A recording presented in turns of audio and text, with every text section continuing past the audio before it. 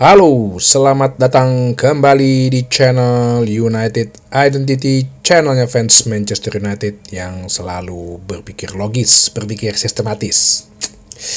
Sudah lupakan ya, walaupun masih gedek pastinya dengan Onana ya, kan udah gua pernah bahas bahwa Onana ini memang kalau dalam soal ketenangan bagus, cuman sepertinya sih efek terlalu percaya dirinya itu yang kadang-kadang membuat dia menjadi blunder ya. Gue udah pernah bahas juga, deliver bola dia juga terakhir-terakhir ini juga udah nggak begitu bagus. Sama kalau pernah selalu gue bahas kan adalah refleks dia yang suka telat gitu ya. Kemarin gue bahas golnya Cherki itu kenapa kok dia nggak terekam aja bolanya ke depan gitu, minimal sih pasti tabrakan gitu kan. Ya cedera sih nggak apa-apa lah, ada Bahindir gitu ya, tapi dia justru berhenti dan sepertinya refleksnya malah pengen coba nebak arah bola kemana. Ya nggak mungkin lah, gawang udah segede begitu. Sebenarnya ada catatan yang bagus bahwa sampai saat ini berarti Manchester United belum terkalahkan di kompetisi Eropa dengan hasil imbang semalam. Dan ini kan kita mencari lolos kan, bukan mencari menang kalah. Yang penting lolos nih. Yang dimana nanti leg kedua akan dilakukan di Old Trafford.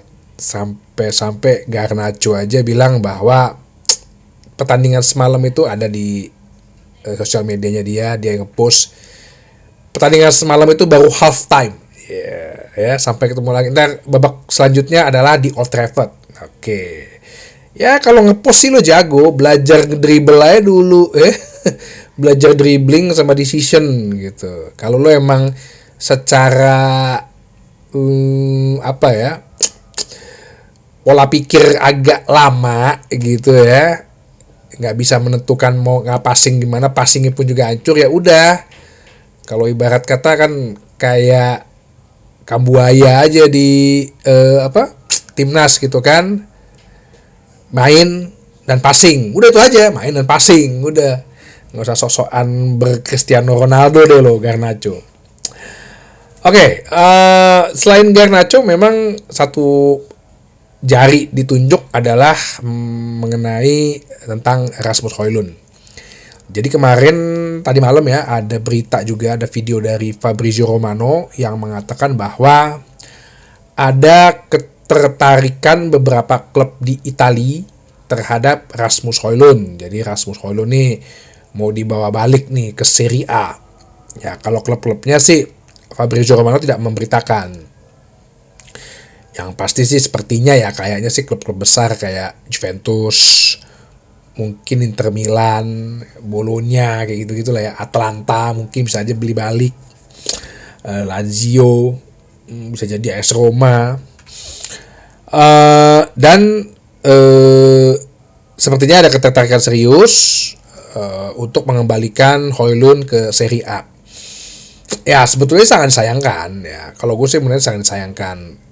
Tapi kalau memang bisa dijual dengan harga yang masuk akal ya, kita beli dia sekitar 80 juta ya, 75 juta pound atau 80 juta euro ya, dengan harga yang udah kita pakai total berarti 3 tahun ya, 2 tahun ya, dengan 2 musim ya, harusnya sih di atas angka 50 juta, mungkin sekitar 60 juta, dia masih 21 tahun, harusnya sih bisa.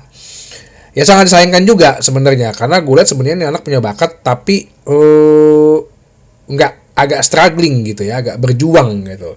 Entah dia memang, kalau dibilang nggak dapat support, tapi di lapangan kita ngeliat cara bermain dia agak-agak aneh gitu kalau dilihat sebagai striker.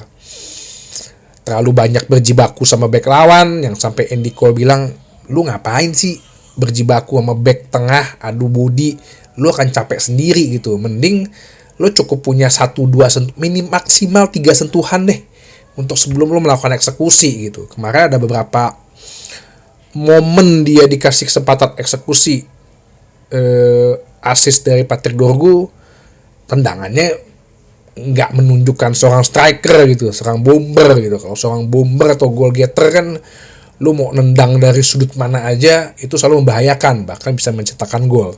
Nah,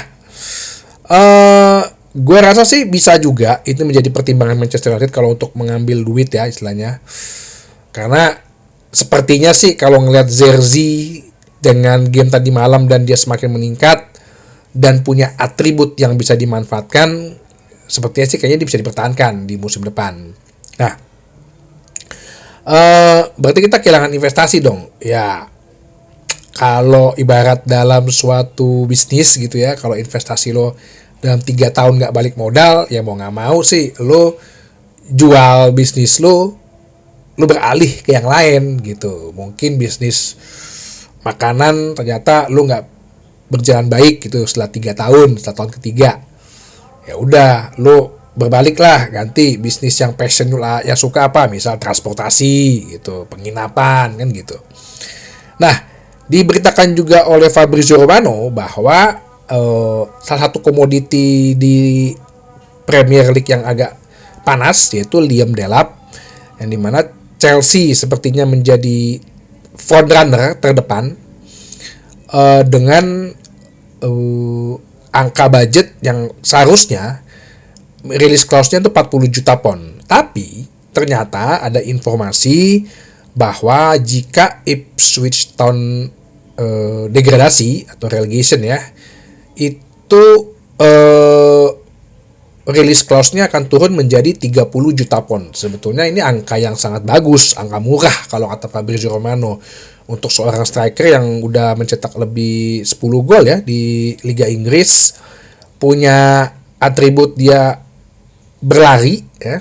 Nah, dan dengan harga 30 juta pound sih good deal kalau kata Fabrizio Romano ya, harga yang bagus gitu untuk bisa didapatkan. Nah, tapi kan sekali lagi gue bilang, apakah Manchester United ini mengandalkan youngster lagi gitu ya? Kita udah punya 3 youngster, 4 lah hitung sama Garnacho gitu, yang terlihat sukses kan baru Amad Diallo gitu ya kan. Itu pun juga udah 4 tahun dia di Manchester United sejak zaman Ole. Jadi setelah dipinjemin dulu di loan segala macam.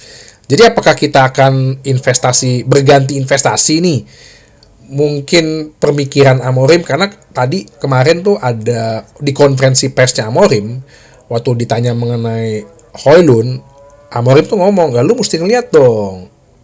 Si Rasmus Højlund tuh banyak berlari loh.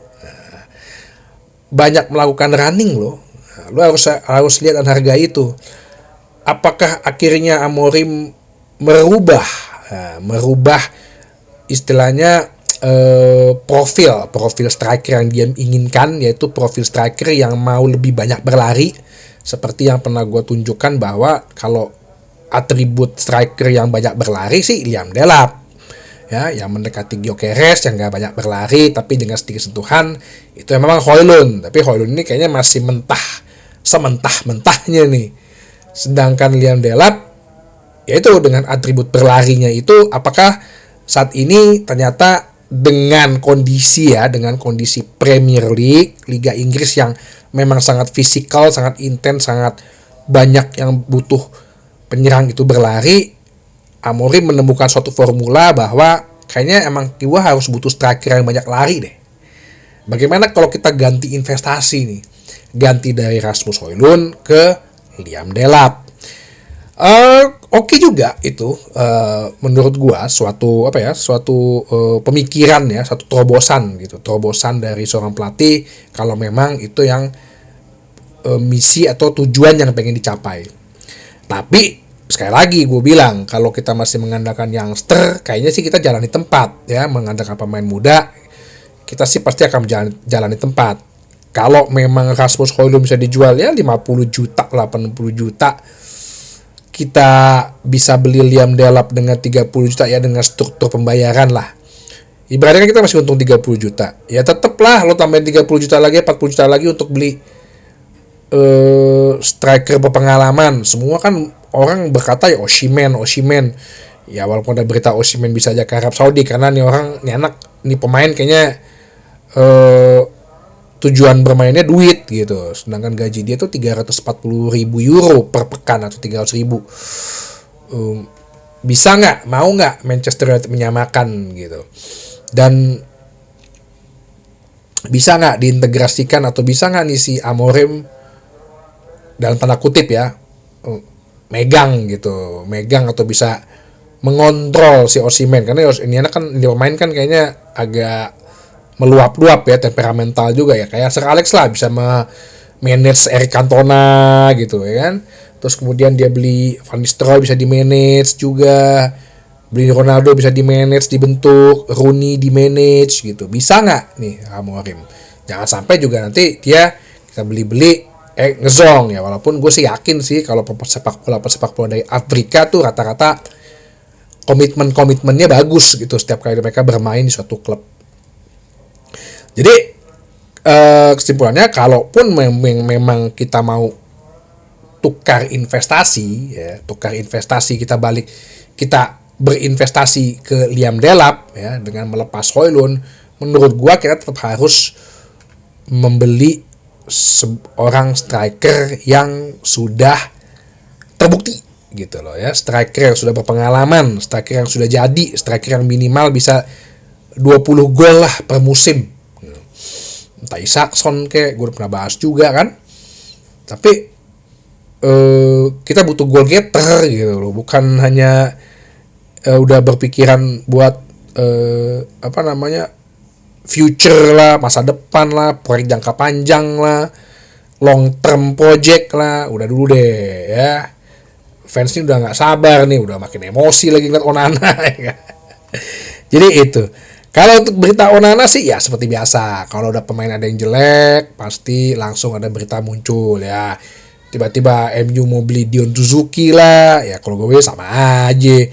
Ada lagi yang kemalang Martin Verbruggen, kipernya Brighton lah, errornya aja sama. Jadi di semua kompetisi Onana itu udah mencetak 8 kali error gitu loh, 8 kali blunder lah ibaratnya.